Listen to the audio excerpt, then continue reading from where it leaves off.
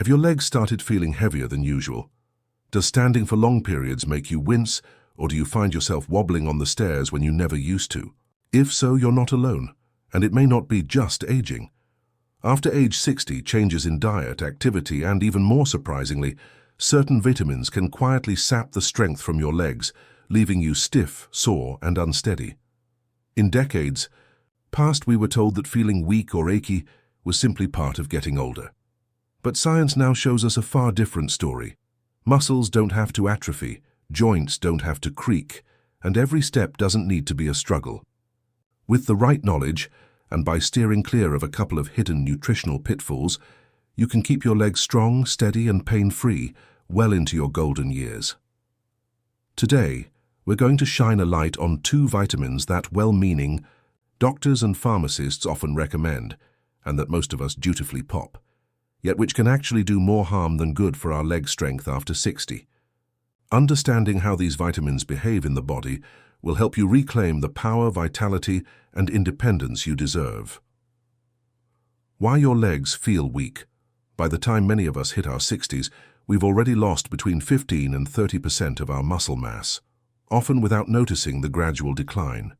This condition, called sarcopenia, robs us of power and stability, making everyday tasks like climbing stairs or carrying groceries more difficult.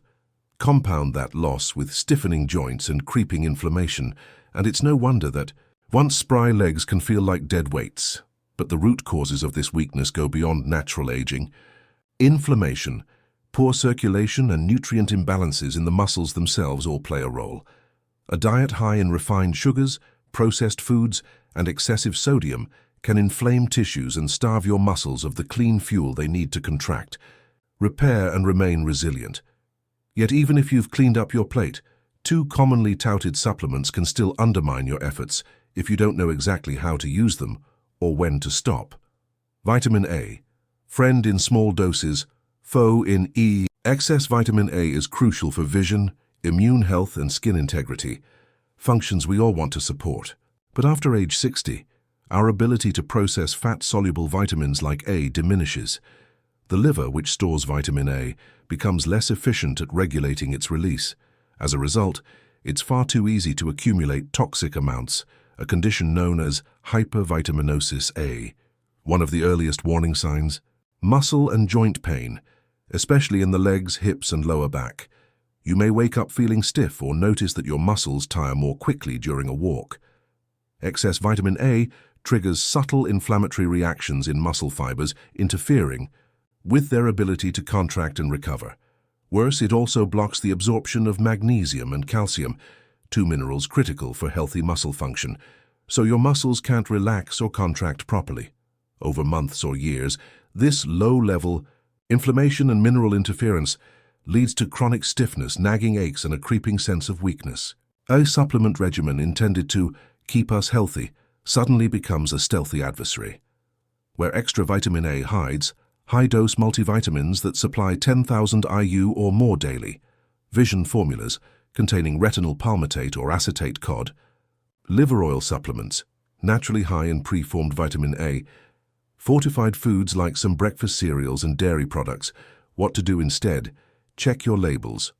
Look for vitamin A as retinol or retinol and keep your total under 5,000 IU day unless your doctor tells you otherwise. Get it from food. Sweet potatoes, carrots, spinach, and kale provide beta-carotene, the plant form of vitamin A that your body converts only as needed, preventing overload. Ask for a blood test. If you've been on high-dose A supplements for years, ask your physician to check your blood levels. It's the only way to know if you're storing too much. Vitamin E, the oxidant in disguise.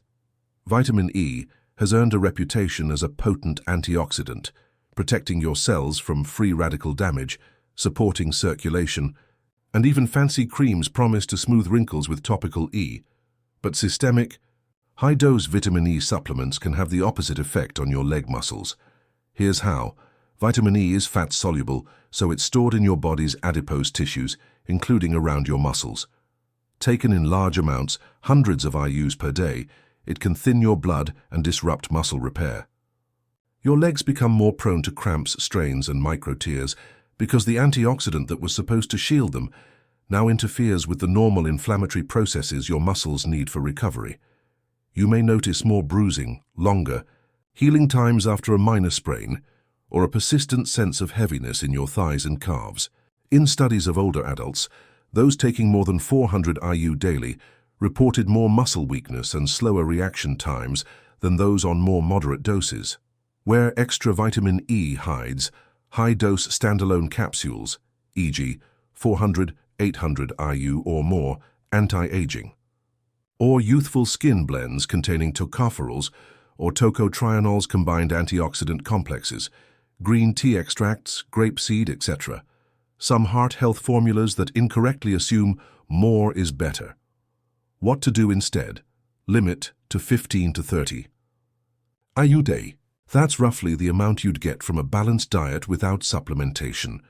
Eat whole foods rich in E. Almonds, sunflower seeds, spinach and avocado deliver natural safe doses, plus fiber and other co-nutrients. Balance with vitamin K. This lesser-known partner helps with blood clotting. Too much E can block K's function, adding to muscle and joint fragility. Beyond the pills, 2 hidden saboteurs. Even if you trim or eliminate those 2 vitamins from your supplement routine, your legs may still feel the strain if you're falling. Prey to 2 other common pitfalls: chronic inflammation and poor circulation. Inflammatory foods. After 60, it takes far less to provoke inflammation in your tissues. Sugary desserts, fried fare, refined carbs, processed meats, artificial preservatives, all stir up the body's inflammatory fire. Day after day, that smoldering eases into your muscles and joints, making them stiff, achy, and weak. Circulation. Killers. High sodium, trans fats, and cigarette smoke all constrict blood vessels. Poor circulation starves your leg muscles of oxygen and nutrients, so they literally can't get enough fuel to contract and grow. Swelling, heaviness, and even varicose veins can follow. Reclaim your leg strength. Here's a simple 3-step plan to get things back on track. Audit your supplements. Ditch high-dose vitamin A and E pills. Talk to your doctor about appropriate daily amounts, based on blood tests and your overall health. Clean up your plate. Fill it with anti-inflammatory, circulation-supporting foods, leafy greens, fatty fish, berries, whole grains, nuts and seeds. Think Mediterranean style at every meal. Move daily. Gentle leg exercises, walking, calf raises, seated leg lifts. Keep circulation pumping and tell your muscles they're still needed. Consistency matters more than intensity. Your legs are your foundation for everything from shopping and socializing to dancing at a grandchild's wedding. They deserve fuel and care, not the hidden dangers lurking in oversized supplement bottles or processed pantry items. By dialing back on those 2 deceptively good vitamins and revamping your diet, you give your muscles the chance to recover, rebuild and carry you forward with strength and confidence. If you found this video eye-opening, please like and subscribe for more science-backed health tips designed for people just like you.